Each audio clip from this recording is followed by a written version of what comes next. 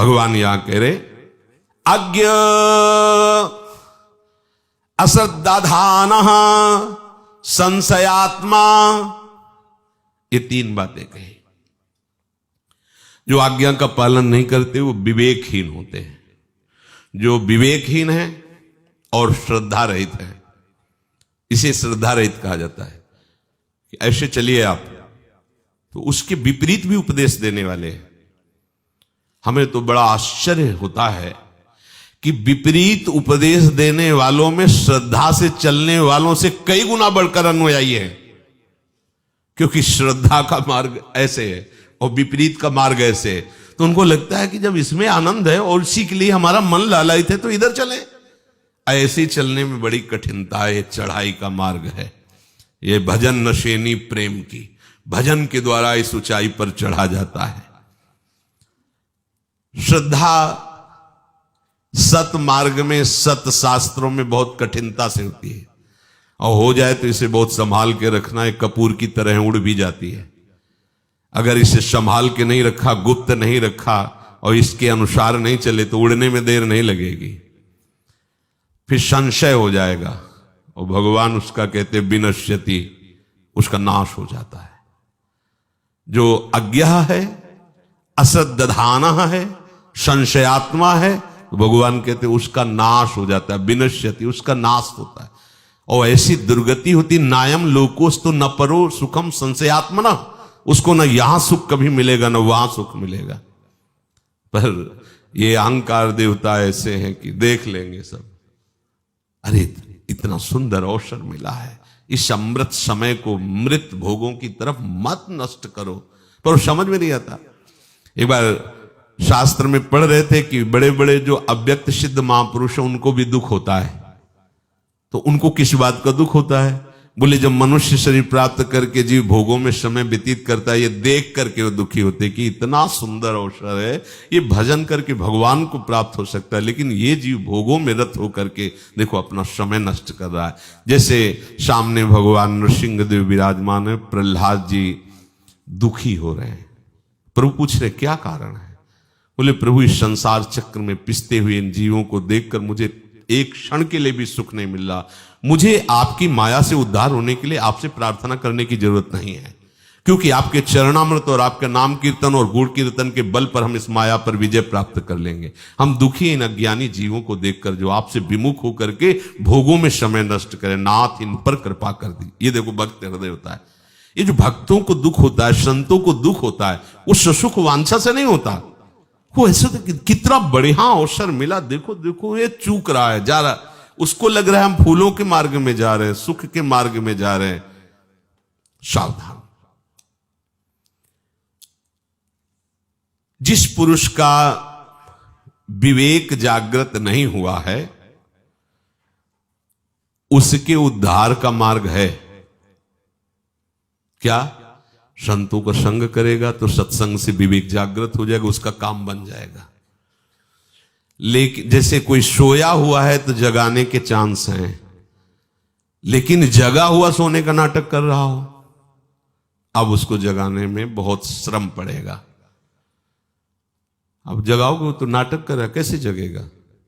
इन जो शास्त्रों का ज्ञान रखते हैं, भगवत मार्ग को भी जानते हैं बुद्धि के द्वारा, और भोगों में रति करते हैं, आज्ञा उल्लंघन करते हैं, ऐसे लोगों का उद्धार होना बहुत कठिन है।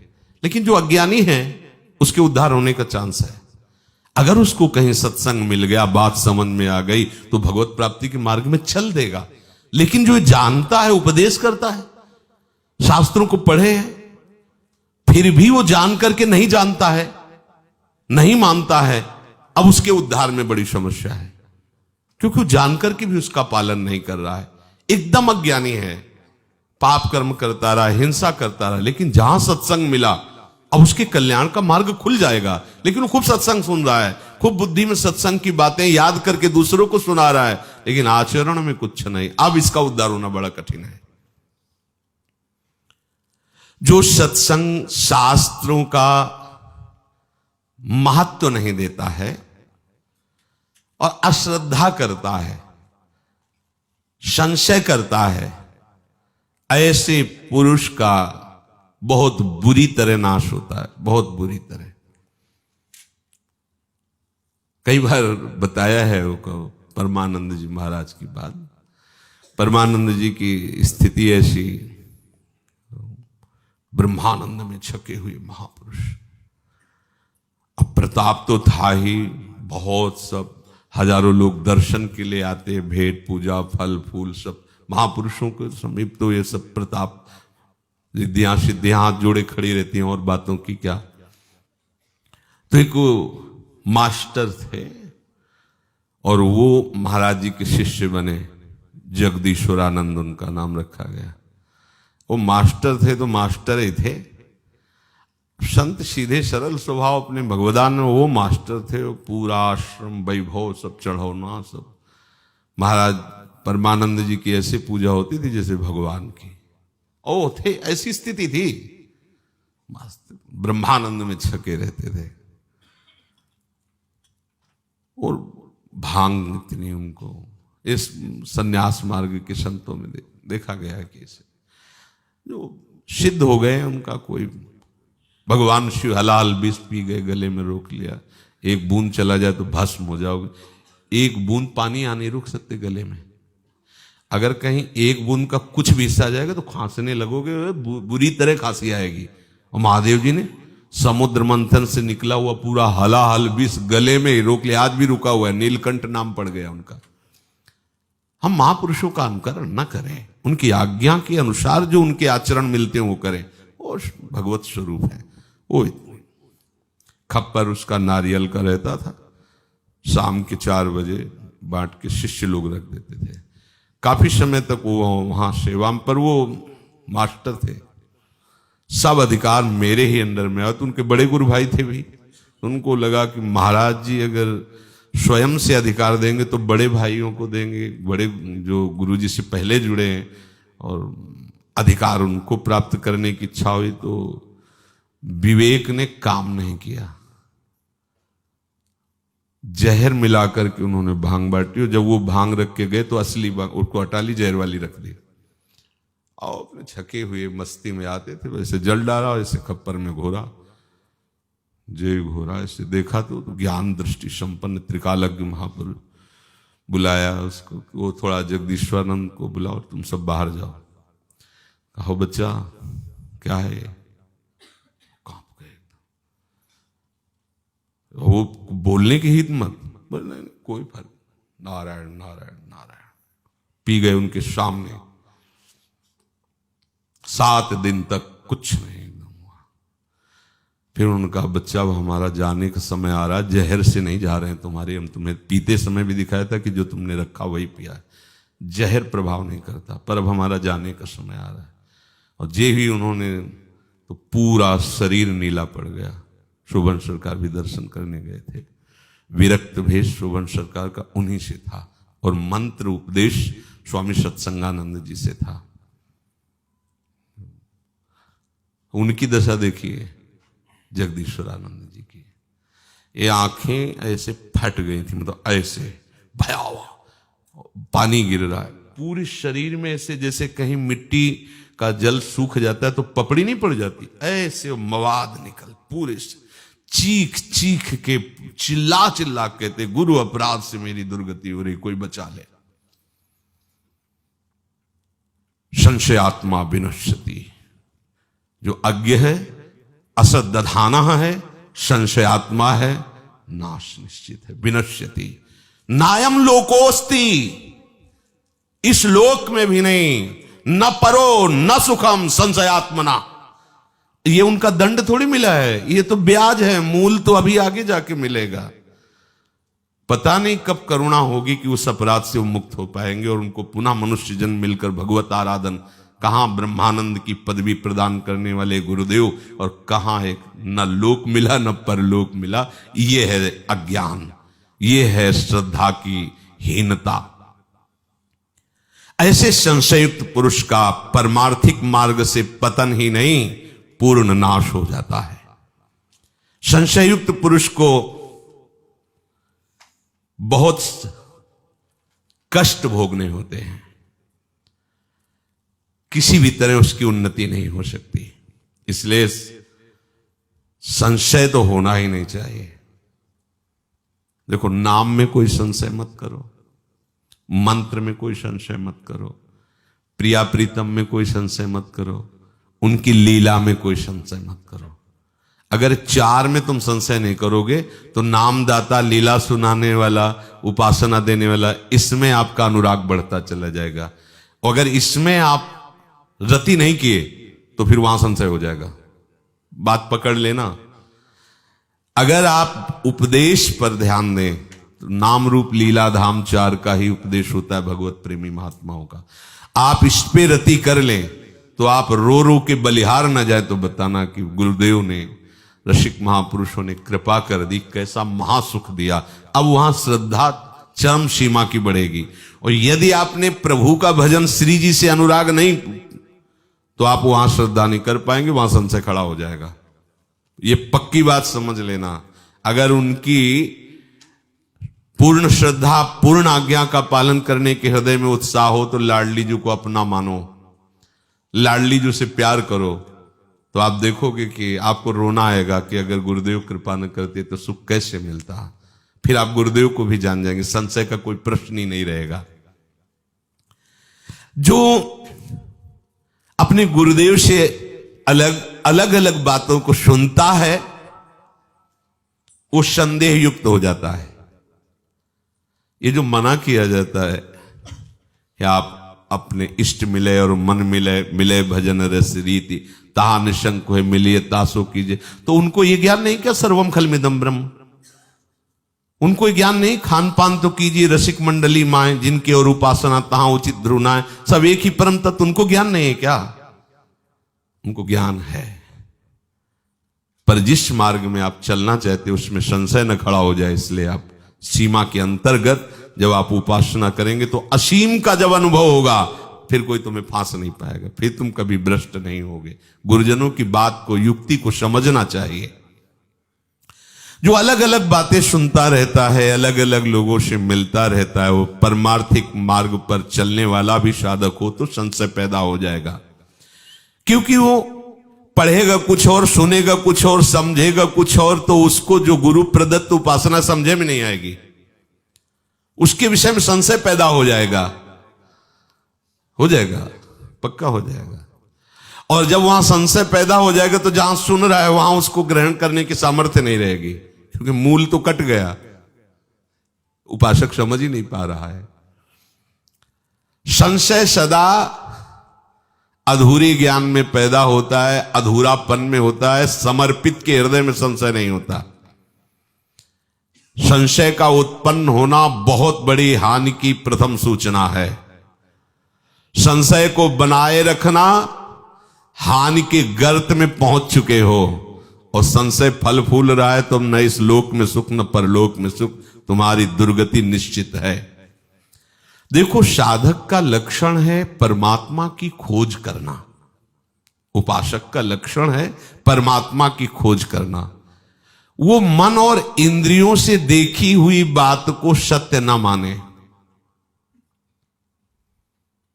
बाहरी लक्षणों से आप नहीं जान सकते हो।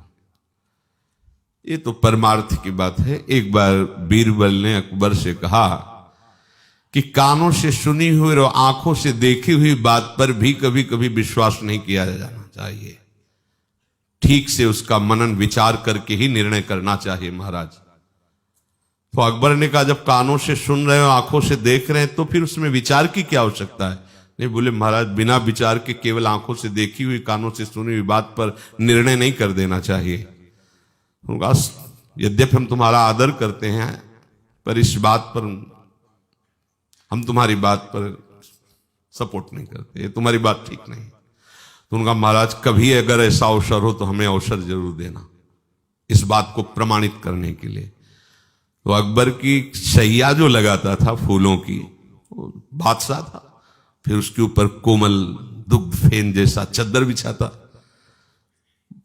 काफी समय हो गया था उसको, उसके मन में आया कि एक बार चुपचाप लेट के देखते हैं कैसा लगता है, बादशाह अभी थोड़ी आएगी। फूलों की शैया लगाई, ऊपर वो चद्दर बिछाया, लेटा तो सोचा वो भी चादर ओढ़ के देखे जो बादशाह ओढ़ते। थोड़ी देर की तो बात है, चादर ओढ़ा, थोड़ी देर में सो गया। और बेचारा चारपाई पे सोने वाला बादशाह के आसन। थोड़ी देर में उनकी पत्नी जो रानी थी वो वहां, आज क्या बात है महाराज, आते ही सो गए, ना तो प्रसाद पाया और ना बातचीत कोई। ऐसे हो सकता है मानसिक थके हो, जगाने की जरूरत नहीं, पास में वो सो गए। थोड़ी देर बाद वो अपने समय से जब राज दरबार से आए, देखा कि रानी भी सोई हुई है, पास में कोई सोया हुआ है। तलवार खींची, दोनों को काट देते हैं। फिर आया कि अवसर अच्छा है, बीरबल को बुलाया, कहा देखो हमारे पास रहते हुए कितनी धोखेबाज रानी है, किसी और के साथ सो रही। तो महाराज आपने आंखों से देखा? बोले हाँ। बोले विश्वास मत कीजिए। पर्दे के पीछे खड़ा किया, धीरे से चरणों की तरफ स्पर्श किया। रानी तो सलाहकार बहुत प्रिय थे बीरबल, धीरे से उठ के आई। उधर राजा, इधर आप किसके साथ सो रही थी? तुम कहा जब मैं आई तो देखा महाराज मुंह ढके हुए सो रहे, मुझे लगा सभा में कोई ऐसा विषय होगा जिससे वो थकित हो गए और वो सो रहे हैं।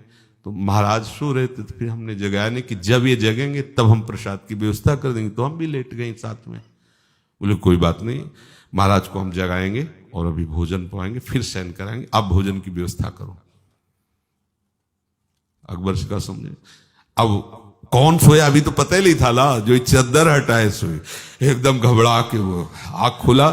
बीरबल ने कहा वैसी पर्दे के पास, कैसे तो सो गए? बार बार पैर पकड़ रहा, मालिक क्षमा कर दो, जीवन हो गया फूल की सैया लगाते हुए। हम सोच रहे थे एक बार लेट के देख ले, लेट गए तो सोचा एक बार चादर ओढ़ के, हमें कब सो गए हमें पता ही नहीं चला। बोले तुम्हारे साथ कौन सो रहा था? बोले कोई नहीं सरकार, हम तो अकेले ही लेट गए थे। भाग भाग अगर बादशाह जान गए तो सारे फांसी पे चढ़वा देंगे। बादशाह से कहा देखा दोनों निर्दोष थे और दोनों को आप तलवार से काट देते। इसलिए ऐसा नहीं कि जो आप देख रहे हैं, जो आप सुन रहे हैं वो सत्य ही हो सकता है, उस पर जांच करनी चाहिए, विचार करना चाहिए। पर संशयात्मा पुरुष ये नहीं कर पाता, वो तुरंत संशय का आरोप करके अपना मार्ग पतन का, अब कितना बड़ा यद्यपि लौकिक है, ऐसे ही परमार्थ के मार्ग में होता है। संशय के कारण वो वास्तविक बात को समझ नहीं पाता और संशय कर लेता है। संशय के कारण साधक उन्नति के मार्ग से दूर हो जाता है।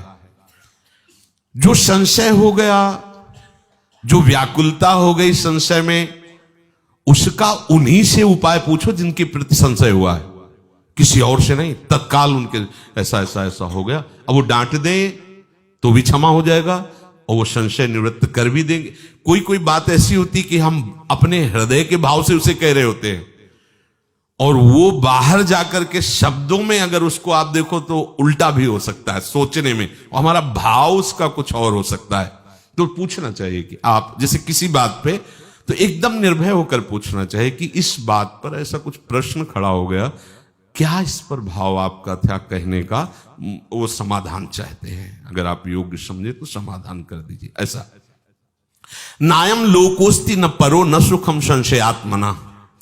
जो संशय आत्मा है, अश्रद्धा कर दी है, भीतर में संशय है इसलिए विवेक काम नहीं करेगा, भीतर में संशय है इसलिए श्रद्धा काम नहीं करेगी। अब उसका पतन है, ना इस लोक में उसे शांति मिलेगी, ना परलोक में, और ना ही उसे किंचित कभी सुख का अनुभव होगा। कुछ श्रद्धा, कुछ दुष्टता, कुछ संशय, कुछ ज्ञान, ऐसे के लिए के घर का रहा न घाट का, ज्यो धोबी का सुआन। कुछ श्रद्धा, कुछ दुष्टता और कुछ संशय और कुछ ज्ञान, घर का रहा न घाट का, ज्यो धोबी का सुआन।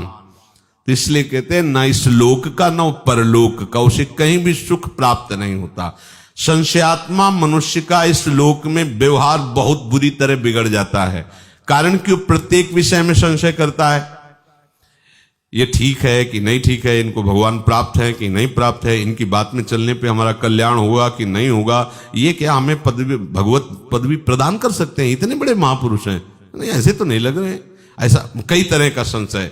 संशयात्मा जहां हुआ तो उसे कल्याण की प्राप्ति की बात जाने दो, वो स्वयं में जलने लगता है और इतनी दुविधाएं बढ़ जाती है कि वो परमार्थ से हट जाता है।